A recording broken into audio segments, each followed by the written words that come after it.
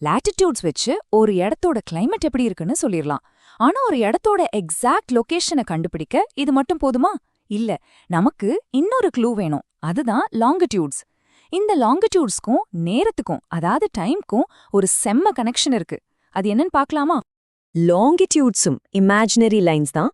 ஆனா லாட்டிடியூட்ஸ் மாதிரி படுக்கவசமா இல்லாம இது நார்த் போல்ல இருந்து சவுத் போல் வரைக்கும் போற வெர்டிக்கல் லைன்ஸ், அதாவது செங்குத்தான கோடுகள். இது ஒரு இடம் ஈஸ்ட்ல இருக்கா இல்ல வெஸ்ட்ல இருக்கான்னு கண்டுபிடிக்க உதவும். எல்லாத்துக்கும் ஒரு ஸ்டார்டிங் பாயிண்ட் வேணும்ல.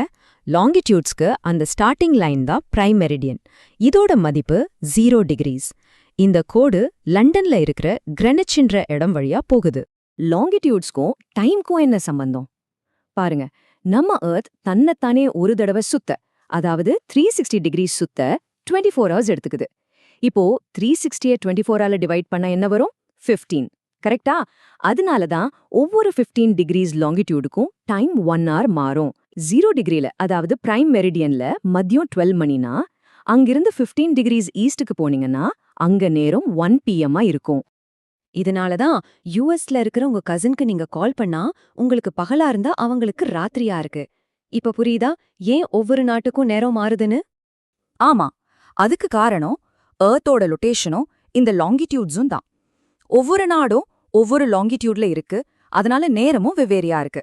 இதுவரைக்கும் நம்ம பார்த்ததெல்லாம் நல்லா புரிஞ்சுதான்னு ஒரு சின்ன குவிஸ் வச்சு டெஸ்ட் பண்ணலாமா? ரெடியா இருங்க.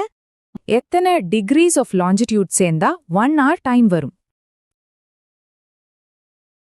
15 டிகிரிஸ். எக்ஸலண்ட். எல்லாரும் ரொம்ப அருமையா கவனிச்சிங்க. Well done.